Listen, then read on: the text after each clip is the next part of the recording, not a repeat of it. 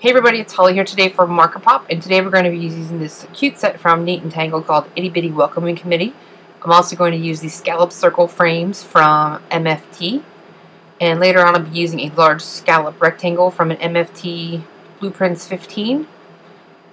So I'm going to start out with a piece of distressed watercolor cardstock, and I'm just going to use the frame and use a pencil with a light mark to go ahead and trace the inside of the oval so that I know what my area is that I can work in. You want to make sure you trace kind of light with your pencil so that it's easy to erase. And then I'm going to go ahead and use some distress ink, and I'm just smooshing the ink pad onto a piece of plastic to use as a template or a palette, and then a paintbrush. And then what I'm doing is I'm adding the clear water to the area I want the ink to go on first, and then I'm picking up the paint directly with the paintbrush. This will help keep the ink only in the area where I laid the water down instead of it just flowing wherever. So I just go ahead and add that down, making it kind of splotchy so it looks like a sky. And then I'm going to go ahead and add a couple droplets of water. And then I'm going to go ahead and pick it up with my paper towel so that we have that distressed ink look.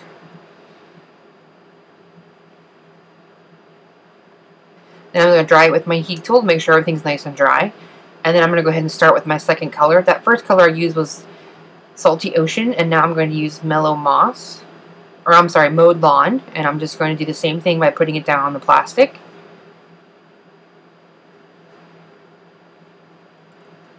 And I'm just going to add the water down, and then I'm going to add the ink. Now on this one, I want to have a really dark line where it's at the edge of the sky, so I'm concentrating more of the ink there. And then I'm using the paintbrush with some clean water to kind of drag that color down into the bottom half of the oval to kind of have it give it an ombre effect so it fades out.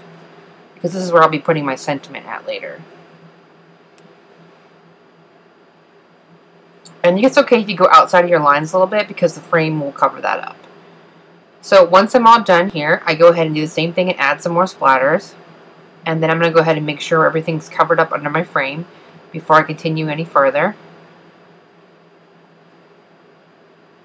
Then I'm going to go ahead and use my pencil eraser to go ahead and erase the pencil marks. I like to use the white plastic erasers.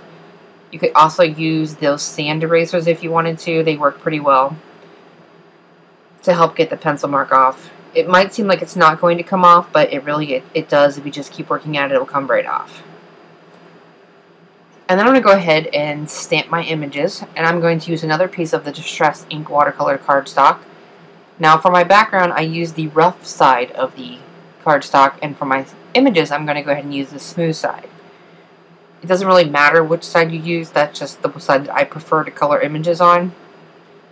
So I'm going to go ahead and use my Mini Misty, and then I'm going to go ahead and stamp the images with some Versamark or VersaFine Black Onyx ink. This stamp set is new and I've never used it before, so it's not conditioned, and it's also on this watercolor paper that has a little bit of texture to it, so using a Mini Misty or a stamp positioner is a pretty good thing to do so you can re-stamp the image twice. So I'm going to go ahead and stamp my image, and I do end up stamping it twice just to make sure I get a nice dark impression. I'm going to also stamp the little bird and the little crown from this image as well. From the stamp set. And then after I've stamped my image, I'm going to go ahead and heat set it before I move on to coloring it. You can emboss your images in clear, but I don't really like the look of the embossing, so I just heat set the ink to make sure everything's nice and dry, because VersaFine takes a little bit while to dry because it's a pigment-based ink. I really like this stamp set, the way it's designed, because it has very thick lines for the image. It's just really bold and it stands out. And this is a fun little set for any type of welcoming card or cute little congratulations. So I'm going to go ahead and start coloring in my image, and I'm going to be using my distress markers, and I'll put a list below of the colors I used. I'm going to go ahead and scribble them onto that plastic sheet to create a palette. And then I'm going to kind of vary back and forth between having a wet paintbrush and taking it directly to the color onto the paper, or taking the clean water to the paper first and then adding the color. And I'm just using a small round paintbrush. You will see me here at one point, I start out with the silver brush and then I actually put it down and start over. I'm not a fan of these paintbrushes. I don't really understand the huge hype over them. They actually don't work very well for me. So I actually put it down and I go back to my standard paintbrush that I've been using for a very long time. I think it was like $8 compared to the $20 for these paintbrushes.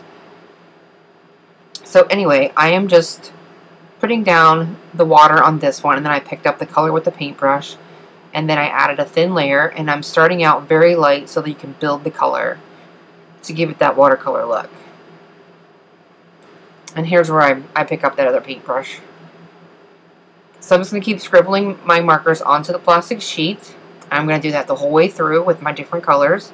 And then I'm going to dry each color in between, and then I'll go back over the color, adding a second layer of the color to deepen the shadows. So I'm going to go ahead and play some music and let you guys watch as I color, and then I'll be back.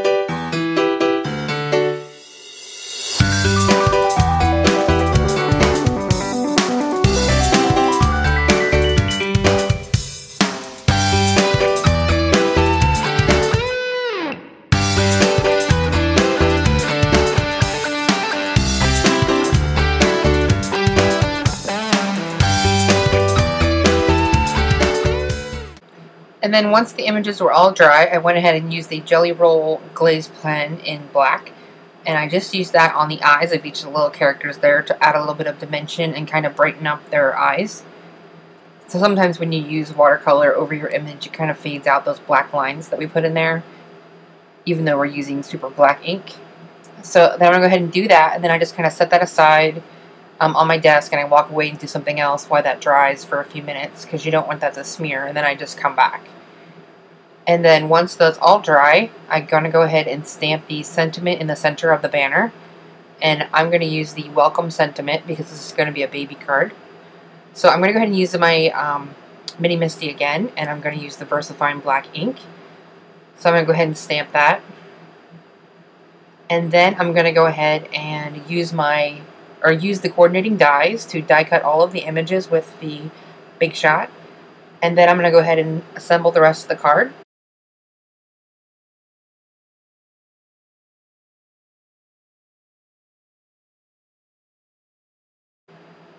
After I added the sentiment here, I also heat set that as well, just to make sure it was good. And then I'm going to go ahead and take a piece of turquoise cardstock and cut it into a top folding A2 size cardstock, but actually it's not top folding, it's folded on the side there. And I'm going to go ahead and add the background panel, and I went ahead and die cut this with the large stitched rectangle from the My Favorite Things Blueprints 15, just so it has a little bit of color showing around the outside. So I'm going to go ahead and add some adhesive, or quite a lot of adhesive, because this is a piece of watercolor paper that may have warped a little bit. And I'm going to go ahead and add that to the front of the card. And then I went ahead and die cut that stitched scalloped oval frame from a piece of Nina Solar white cardstock. And I'm going to add that over the background I created, and I'm just going to put that directly down. And I'm going to use some of the Ranger Multimedia Matte. Sorry, my arm keeps getting there in the camera. Now, when I add this to the back of the scallop frame, I'm adding very tiny little dots, and I'm leaving a little bit of a space along the lower portion of the scallop oval frame, because I'm going to tuck the critters behind that frame so you don't see the end of it here. So you can kind of see here what I'm going to do. So I'm going to have it go across the oval there, but you see how their ends are, and instead of cutting them, I'm going to go ahead and just slip the ends. Of course, I'm off camera here a little bit, but I slip the ends of those just under the frame so that the frame is over the bottom part of the image. I hope that makes sense. You can see it here once we're done. But yeah, I just kind of slide it in underneath the edge of the frame there, and then I tape that directly down to the panel. And then I'm going to go ahead and add this into my Mini Misty so that I can stamp the second part of the sentiment along the bottom.